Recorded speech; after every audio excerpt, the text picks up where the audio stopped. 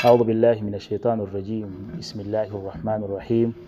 الحمد لله رب العالمين والعاقبة للمتقين ولا عدوان إلا على الظالمين، ثم الصلاة والسلام على خير خلقه محمد صلى الله عليه وسلم.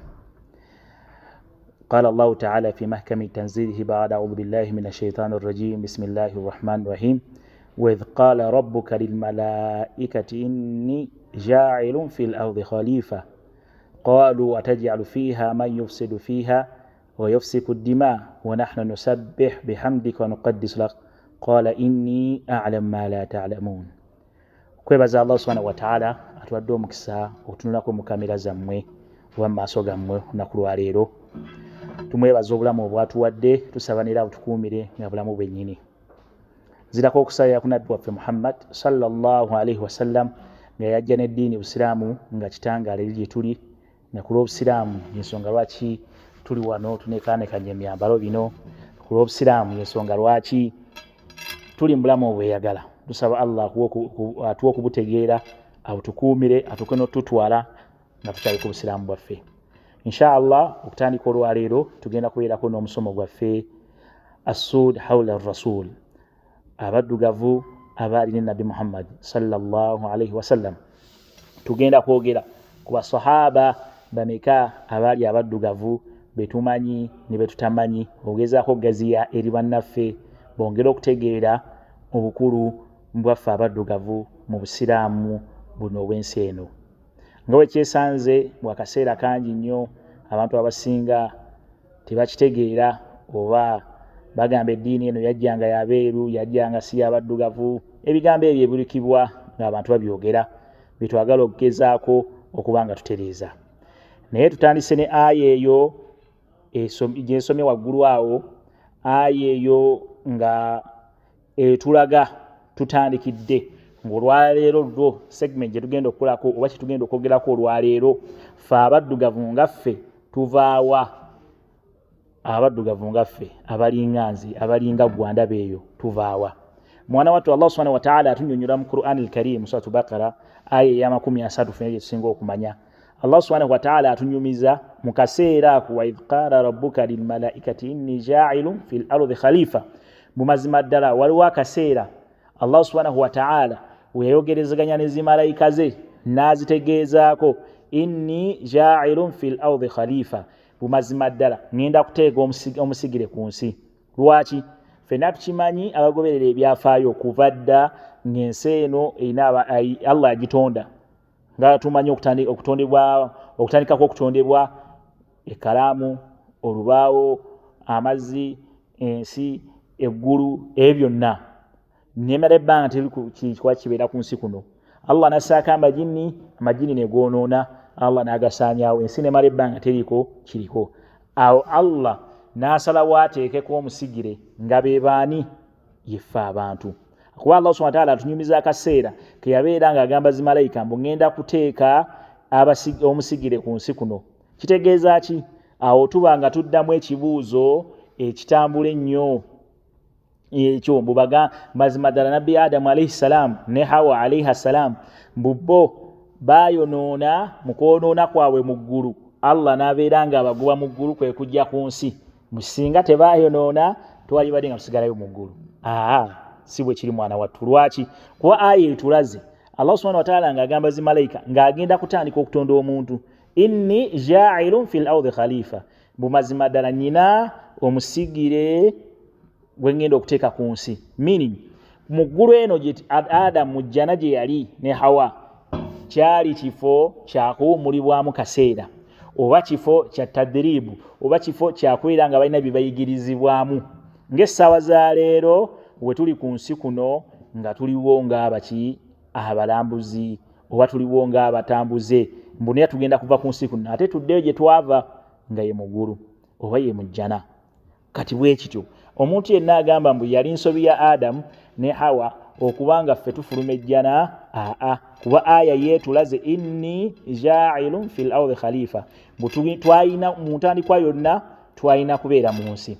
Awo Allah subhanahu wa ta'ala aya jinjagadde tugulewo nayo omusomo gwa leero nga twagala tunnyonnyole okutonda okwo okutono. Allah subhanahu wa ta'ala atunnyonnyodde mbu mazima ddala ayogera ne zimalaika n'azigamba ngenda kuteeka omusigire ku nsi. Omusigire oyo kissa nga tuzimanyi nnyo obutayingirayo nnyo buwanvu kuwanvu ya Allah n'atambula. Allah n'akola ki? N'abeera nga omuntu akolebwa alagira zimalaika. Naye kyetugambye ng'olwali kyetugenda okwogerako, asulu yaffe ffe abaddugavu evaawa. Mu kuva mu ntandikwa y'okutonda twaliwo oba nedda tetwaliwo? Kale okutonda kuwedde wakati kati awo weekulira tetuliwo. Lwaki? Kuba kyesangiddwa mu kaseera ka leero amafirimu ge tusinga okulaba agayogera ku nsonga ezo, mwana wattu gatulaga nga baali beeru abaasooka, ffe tetwaliwo, Adamu yali mweru yali kati nyate naffe ne twerabira bwe baddugavu kuva mu ntandikwa nga weetuli. Hadisi yenjagala twongereko mu kaseera ako nga tumaze otegeera mbu Allah subhanahu wa ta'ala ye kennyini katutonda mu kuva mu ntandikwa twalina kubeera ku nsi kyekisoose. Ekyokubiri, Allah amala okututonda Adamu alayhi salatu wassalamu ajja atya okumutonda. Hadisi ngeva ku Abu Musa al-Ashari atugamba qala Rasulullahi sallallahu alayhi wasallam, omwana wattu omubaka wa Allah Sayyidina Muhammad yabeera nga atugamba inna Allaha, bumazima ddala Allah subhanahu wa ta'ala khalaqa Adama, yabeera nga atonda nabiyullahi Adam min qabdatin qabadaha min jami'il ardi, mu lukwata qabadaha, mu lukwata olwakwatibwa min jami'il ardi, okuva mu nsi yonna. Ekigambo ekyo kitegeeza ki?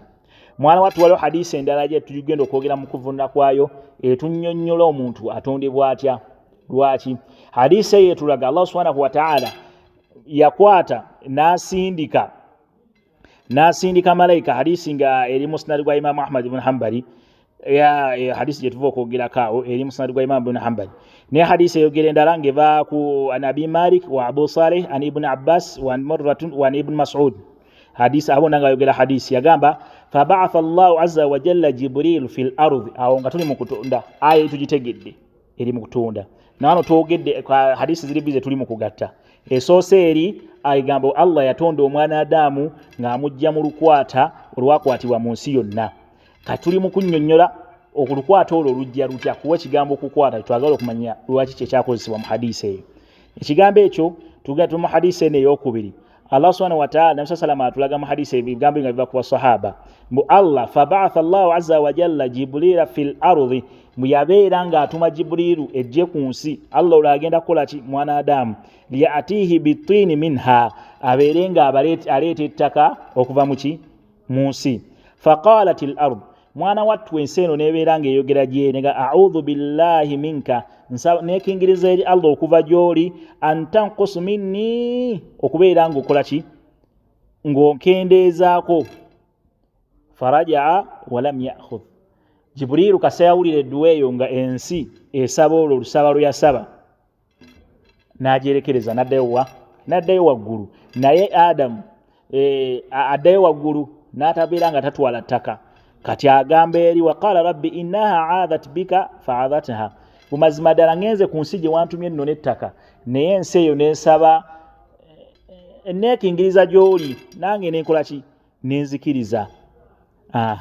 Naawe masinka malayika ey'okubiri faba'atha Mikaila fa'adhat minha fa'adhaha faraja'a, n'asindika ne malayika gye tumanyi bayita Mikaili, nayo nebeera ng'etuuka ku dduwa emu n'ekwatibwa ekisa olw'okusaba kw'ensi kwe yasaba n'egireka. Faqala wa ana a'udhu billahi an Allah subhanahu wa ta'ala faqala kama qala Jibril faba'atha malakul maut fa'adhat minha. Awo malayika ey'okusatu gye yasindika ye malayika etwala emyoyo gyaffe. Faqala, nebeera ng'egamba ensi nze kunona ttaka nga tukitegedde waggulu. Naye ate ensi eno n'esoma edduwa emu gye twasomye gye yasomye waggulu ng'ega Jibril egamba etya? A'udhu billahi minka an taqus minni shay'un, bunneekingiriza eri Allah oleme kubanga onkendeezaako kintu.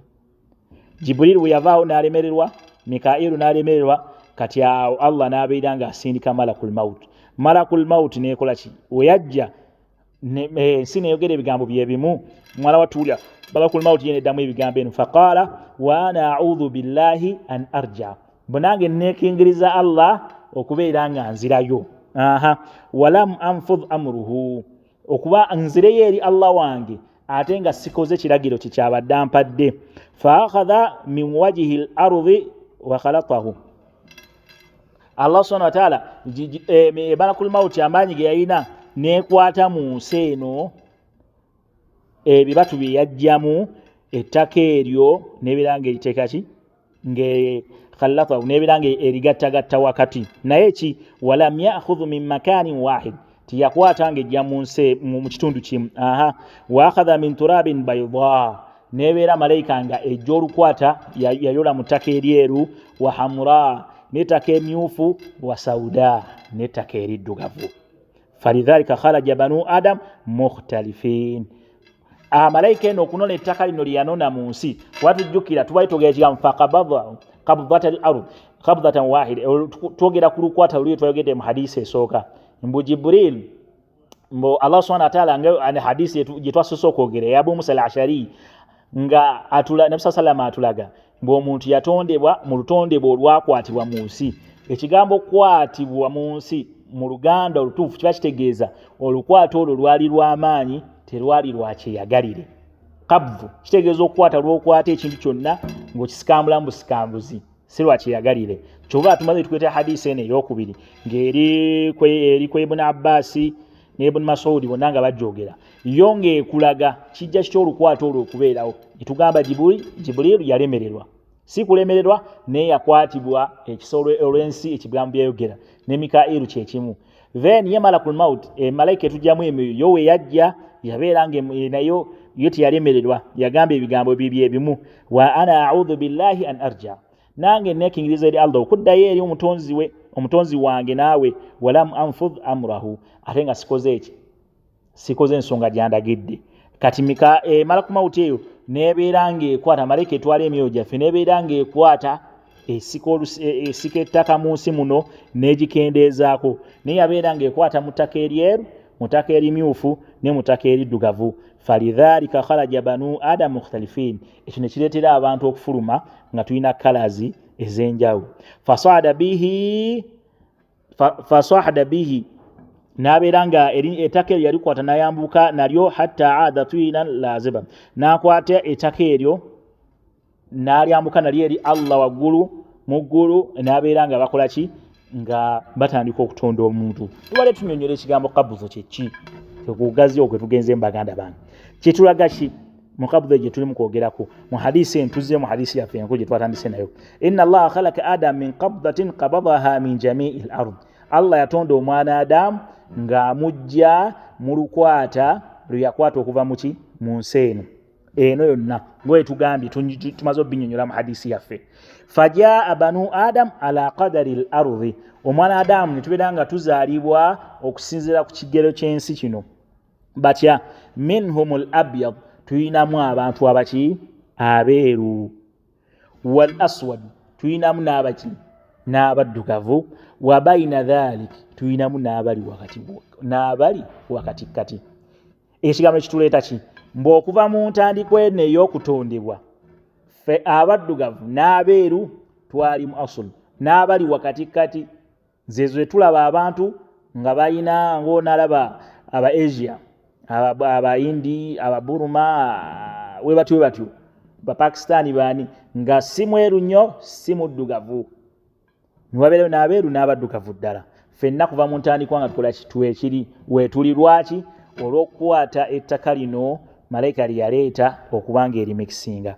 Nayongera mu hadisi ng'etugamba hadisi amaze otugamba mbu mwalimu ettaka eryeru n'eriddugavu wa baina dhalika. Neera ntwongeramu ekyokulala kyekirwa as-sahal abantu nga bangu oba n'obwangu abatondebwa mu kuva mu ttaka eryo mulimu abantu abatondebwa nga bangu oba n'ebintu nga byangu. Wal hazanu n'okuba abamu nga balina ennaku ku mutima wal khabithu n'ababi. Ebyo byonna biviira ddala mu ntandikwa yaffe gye twayogeddeko. Mwana wattu ebigambo njagala tubyesibirire olunaku lwa leero okuddayo okutegeera nti ddi abantu ffe twatondebwa naffe abaddugavu. Mu hadisi ezo nyingi tujjamu ebigambo ebigamba nabbiyu na Adamu alayhi salatu wassalaamu ye yali wakati wa kalazi ze zimu n'abantu be. yali wakati wa kalazi zezimu. Kati awo bamaze okutondebwa nabbi na Adamu ne Hawa baze ku nsi batandise okuzaala. Mu bigambo bye nayisizaako amaaso bonna basigala bakulaga abantu abo abazaalibwa abaana neera bazaalibwa mu mbeera eya kala eza wakatikati, kala ey'obweru n'ey'obuddugavu wakatikati, si kala mbu baali beeru nnyo baali baddugavu nnyo. Ebigambo byonna abasinga wajma al muslimin, kuba awo tuva ku mulembe gwa nabbi Adamu ne tugenda mu maaso paka ku nabbi Nuhu alayhi salatu wassalam, ffenna bwe tumanyi nabbi Nuhu. Abantu ebiseera ebyo baali bawangaalira mu kaseera keeka, baali bawangaalira mu kifo kyekimu. Nabiyullahi Nuhu amala okujja atandika okuwakoola bajje eri obusiraamu ne bagaana okusiramuka. N'akola ddaawa nga Qur'ani bwetunyumiza, n'akola ddaawa emyaka 95. Emyaka egyo 95 n'afuna abakola ki? Abamukkiriza 8. Naye abatamukkiriza baali bangi nga mwe mwali n'omwana we owookuna, kuba yali alina abaana bameka? 3. Nira ogenda mu kitabo kyaffe ekya Ibn Kathir al-Bidaya wa Nihaya, ojja kusanga ebigambo ebigamba ajma ahlul adyan, bumazima ddala abantu bonna ab'amadiini gonna babeera nga bakola ki? Bakkiriza nti ki? Bakkiriza ebigambo ebigamba mbu abantu ku mulembe gwonna okutuukira ddala mu kaseera ak'amataba bonna baali babeera wantu wamu, ng'omuwendo gwabwe ate si gwe mungi nnyo okola ki? Oguli ennyo. Hatta ala wuqu'i at-tufan, naye abantu babeera ng'amataba ago gajja. Wanahu amma jami'il bilad walam yabqa Allah ahadan min kafratil ibad. Abantu abo bonna kasita nabbi Nuhu baamala okulinnya eryato, yalinnya n'abantu 8 mu myaka 95 lwe yabeera ng'akoowoola. 8 ekyo eno ennamba yasigalawo yonna n'ebeera ng'ezikirira mu mataba okuggyako abantu abo 8. Mu bantu 8 mwe baali abaana be 3 ne mubeeramu n'abantu abasigadde. Kati awo ebigambo ne bijja nga byawukana ebigambo 3. Ekigambo ekisooka qaumun qalu inna kulla nnaasa alyawmi min dhurriyyati nabiyina Nuh alayhi salatu wassalam. Ekigambo ekisooka kigamba mu mazima ddala ffe abantu ffenna abali ku nsi olwaleero, layini zaffe wogobeera ennyiriri zaffe oba woolanya, singa twali tubimanyi byonna paka gye tusembera paka ku nabbi Nuhu, tuyingira mu baana be 3 ensi nnamba, nga bategeeza ki? Mbu ku bantu 8 bano 3 bokka be baavaamu ensi, bano abasigadde tebaddamu kuzaala. Ffe ensi esigadde yonna ne tuva mu bantu 3. N'ekigambo ekyo nga bakiyakya nga kiva kwani Qatada, manyi gwe Qatada yabeera nga sadalla li aya al-Qur'aniyya, yabeera nga awa n'obujulizi obwa Qur'ani nga bugamba butya waja'alna dhurriyyatahu humul baqin, ng'ayogera oluvannyuma lw'amataba. Amataba egamala okuba nga mulembe gwa nabbi Nuhu gaggwaawo, abantu bonna baasaanawo okuggyako dhurriyyatahu, abo abantu ba nabbi Nuhu alayhi salatu wassalam. Faqala fannaasu kulluhum min dhurriyyati Nuh, wa ruwiya aidan an Ibn Abbas fi al-aya al-karima. Ne Ibn Abbas yabeera ng'agamba ki? Ekigambo kyekimu bu dhurriyyatahu, kuba haawe eno eri ku dhurriya esonga eryani? Nuhu yekka.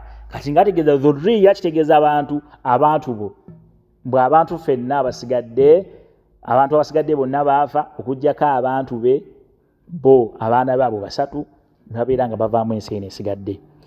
Naye ekigambo ekyokulala ekyajja dhurriyata man hamalna ma'a Nuh, ekigambo ekyokusatu kyajja kigamba, ekyokubiri kijja nga kigamba abantu abasigadde twabeera nga tuva mu bantu bonna 8, yani nga tuvudde ku famire ya Nuhu yokka, wabula n'abantu abasigadde mwe mwava abantu abasinga. Ku kigambo ki? Ku aya aya dalilu eyajja aya eya nabbi nerenga ku nabbi Nuhu oluvannyuma lw'amataba ng'egamba dhurriyata man hamalna ma'a Nuh innahu kana abdan shakura, ng'ayogera ku bantu mbwe abaasigala, abantu abasimbu, abantu abaasigala man hamalna ma'a nuh aba abagenda ne nuhu mu lyato alayhi salatu wassalam innahu mazima ddala ye kana abdan shakura yali muddu mwebaza nekitegeeza ki bwe yabeera ng'agamba abantu balinnye eryato nga ayo zongera maaso yagamba qila ya nuh bitu bisalamin minna mbeere nga mutambula n'eki n'emirembe gyange wa barakatun alayka emirembe n'emikisa wa ala umami mimman ma'aka n'abo abantu abo ekibinja abantu abasigadde naawe nikitegeeza ki ekigambo ekyokubiri ekisooka kitugambye ensi yonna yava mu baana ba Nuhu abasatu ekigambo ekyokusatu ekyokubiri nekiri kigamba ffe twabeera nga tuva mu bantu ba Nuhu bonna be yali awangadde nabo be yali asigazza okuwangaala nabo yani abantu ekinaana kyonna nga wekyali mwe twabeera nga tuva. Allah subhanahu wa ta'ala awo tunnyonnyola we wajja n'ekigambo ekigambawo kye tujjawo ekyokubiri bwe abantu ffenna twabeera ng'obulamu bwaffe tulina bataata babiri. Asooka ye taata Abul Bashar ye taata w'omuntu asookera ddala nga gwe tumanyi Adamu alayhi salatu wassalam mwe tugambye yajjanga ali mixture olwa kalazi zaffe zonna. Owookubiri n'abeera nga ye nabbi Nuhu mu kunnyonnyola kwa ayaati ze tunnyonnyodde awo wansi nga zikulaga mbu mazima ddala oluvannyuma nga zikunnyonnyola oluvannyuma nabbi Nuhu alayhi salatu wassalam ogundi okubeerawo amatabaago kasita gajja gazikiriza ensi yonna. Mu kuzikiriza ensi yonna eyo ne mubeera nga wasigalawo abantu bameka 8. Abantu 8 ye yali ensi ennamba. Nitugamba ebigambo mulimu bibiri. 8 bagamba abamu abaana ba Nuhu be babeera nga kolaki be bavaamu ensi yonna gye tulina kati. Abalala ne bajja bagamba si abaana ba Nuhu wabula n'abantu ffenna mwe tuva. Wabula oluvannyuma ebigambo ebyatuukawo ng'amataba gamaze okugenda Nuhu alayhi salatu wassalam abantu bakeera nkya ennimi zaabwe ne zikyuka wabula nga mediator gwe balina ye nabbi Nuhu alayhi salatu wassalam awo ennimi zaffe we zaatandikira okukyuka. Nina kye njagala tumanye mu nabbi Nuhu alayhi salatu wassalam yalina abaana 4. Abo abaana 4 omu yekka yabeera ng'agaana omukkiririzaamu n'abeera ng'afa nga gwe bayita omwana oyo gwe bayita Kanaan. Abaana ba abana yani ye Sam wa Ham ne Yafith. Mulimu Sam mulimu ne Ham ne Yafith abasatu abayita yani abayingira eryato naye. Owokuna ye Kanaan oba gwe bayita Yam mu lulumi Oluwarabu. Kati abantu bano abasatu ku hadisi zonna ezeegatibwako zonna n'abamanyi ba taarikhi bakulaga Sam yabeera ng'avaamu yatandika olunyiriri lw'Abawarabu ate ye Ham n'abeera ng'avaamu olunyiriri olwaffe abaddugavu ate ye Yafith n'abeera ng'avaamu Abarooma oba Abatake oba abantu boyinza okuyita Abayurope mwebeera nga batandika okuva mu abo. Abasigadde bonna ne babeera nga batandika okuva wakati kati ne batandika ku branches nezitandika okuva mu abo wabula branches essatu enkulu be Bawarabu Abarooma n'abaddugavu. Kati mbaddugavu tugenda nga naffe twawukanamu tuvaamu ebika tuvaamu biki. Ebigambo byaffe twagadde okuyigiriza olwaleero okumanya bu mwana wattu kye tusaanidde tumanye ffe essaawa za leero naffe abaddugavu kuva mu ntandikwa nga weetuli kuba tulabye malayika yajja neenona ebibatu 3 ebibatu bisatu ekyeru ekimyufu n'ekiddugavu. Adamu najjibwa ng'ali wa kala eya wakati. Nitugamba ku Nuhu awo n'abantu ne basigala nga batambulira mu mbeera eyo paka ku Nuhu alayhi salatu wassalam yabeera nga amataba gatuwagazikiriza abantu abasigadde n'asigazaawo 8. Awo twatandika okukyuka mu nnimi zaffe n'okutandika okubeera nga tufuna ebika ebyenjawulo. Ennimi nesandika okubeerawo ez'enjawulo ne tutandika n'okubeera n'abantu abareeseze ez'enjawulo. Bano baddugavu bano beeru bano bali wakati mu kale ez'okumulembera gwa Nuhu. Nitugamba nabbi Nuhu alayhi salatu wassalam kyova olaba naye ayitibwa Abul Bashar naye ayitibwa taata waaki w'abantu lwa nsonga aya tugirabye ng'etulaga mu maaso etulaga munabbi Nuuhu yabeera ng'awonawo n'abaana be ne babeera nga batandikibwako ensi yonna. Ebigambo ebyo byenjagadde tweyigirizeeko naye olunaku lwa leero tugende nabyo nga tumaze otegeera asulu yaffe eriwa ffe ng'abaddugavu wetuli. Naye temwerabira tuli ku mulamwa ogugamba asud hawla rasul, abaddugavu abatambula Nabi Muhammad sallallahu alaihi wasallam. Mweyo kyova olaba olwaleero tusazeewo tubeere nga tutandikira ddala mu kunnyonnyola okutonda nga bwe tukwogedde. Mu kutonda okwo ne tunnyonnyolamu Nabi Muhammad sallallahu alaihi wasallam nga we hadisi bwe tuzze entandikwa yatandika bweti ne tujja bwe tuti na bwe tuti na bwe tutyo. Tumaze otegeera abaddugavu kuva mu kutonda nga weetuli, abeeru kuva mu kutonda nga weetuli, n'abantu abamyufu kuva mu kutonda nga weetuli. Kati omundi gwaffe ogunaddako insha Allah tugenda kubeera nga tweyongera okugaziya okumanya abaddugavu tubadde na mulimo ki mu Busiraamu nga tulinatuukira ddala ku Nabi Muhammad sallallahu alaihi wasallam nga tunamutukako ye kennyini n'abaddugavu, naye nga kyekigendererwa kyaffe kweyigiriza omugaso gwaffe abaddugavu n'Obusiraamu. Amannya nsigadde nga nze Sheikh Abdulwahid Musoke, saba Allah abankuumire ate ne bye tusomesezza tugezeko bitegeera. Insha Allah nja kubeera nga tuddako omulundi oguddako nga twogera ensi yaffe ey'abaddugavu oba Afrika yaffe ewangadde ebbanga ki neera ezze ekola mulimo ki mu Busiraamu insha Allah ijimaliya. Tujja bigatta wamu then tuyingire basahaba baffe abaddugavu be tujja okuba nga twogerako mpola. Wa hadha assalamu alaikum wa rahmatullahi wa barakatuhu.